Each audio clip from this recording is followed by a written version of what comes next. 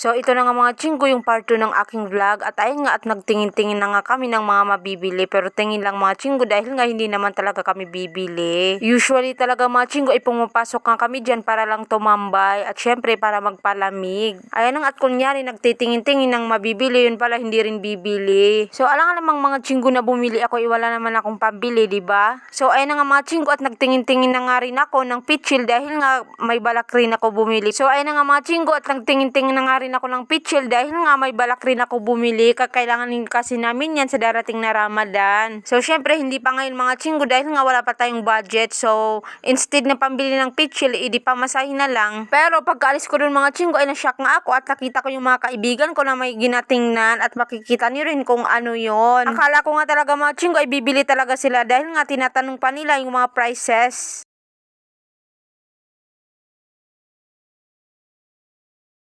So ayun nga mga chinggo at pagkaalis nga namin dun sa may mga underwear, dyan na naman kami pumunta sa may mga tsinelas pero ang ending ko ay wala talaga kaming nabili. So ayan nga mga chinggo at dahil nga gutom na rin kami at malapit na rin kami pumunta ng Calawag ay napagdesisyon na namin ng kaibigan ko na bumili na lang ng dirty ice cream. Tamang-tama nga rin yan mga chinggo sa lagay ng panahon dahil nga sobrang init sa mga time na yan. Na makabili na nga kami mga chinggo ay humanap lang nga rin kami ng masasakyan papuntang Calawag. So ayan nga mga chinggo at pagkahapon nga ay nag-check na nga rin kami ng mga papel namin. At yan nga mga chinggo yung pretest na ginawa namin last week. Fast forward nga mga chinggo ay ayan na naman at pauwi na nga rin kami ng Parang. At sobrang swerte nga namin mga chinggo dahil nga naabutan pa namin yung bunggo na tag 10 lang yung pamasahe. So syempre bunggo talaga ang sasakyan namin dahil wala naman kaming Hilux. At hindi na nga rin kami mag-iinarte mga chinggo dahil nga ngayon ay practical na. Imbis na ipamasahe mo yung 10 pesos mo ay may pang juice ka pa o diba? Pag sa college ko na talaga mga chinggo ay hindi na uso yung arte na yan dahil nga diskarte. Kaya kung wala ka talagang diskarte mga chinggo ay ewan ko na lang talaga kung mga survive mo yung college life mo. Nagkuha na nga rin pala ng video yung isa sa mga kaibigan ko. O diba lahat talaga ng mga kaibigan ko ay magaganda, ako lang talaga yung hindi. At pagdating ko nga mga chinggo sa Parang ay hindi nga rin ako agad nakauwi dahil nga naghintay pa ako ng masasakyan ko. At mga ilang oras pa talaga ako mga chinggo naghintay dun sa palengke bago ako makasakay. Buti na nga lang talaga mga chinggo at chinat ko yung kapatid ko para nga may makasama ako habang naghahintay ng masasakyan. Nang makabili na nga kami mga chinggo ay tumambay na naman kami kung saan nagaparking yung sasakyan. So dito na lang muna, bye bye!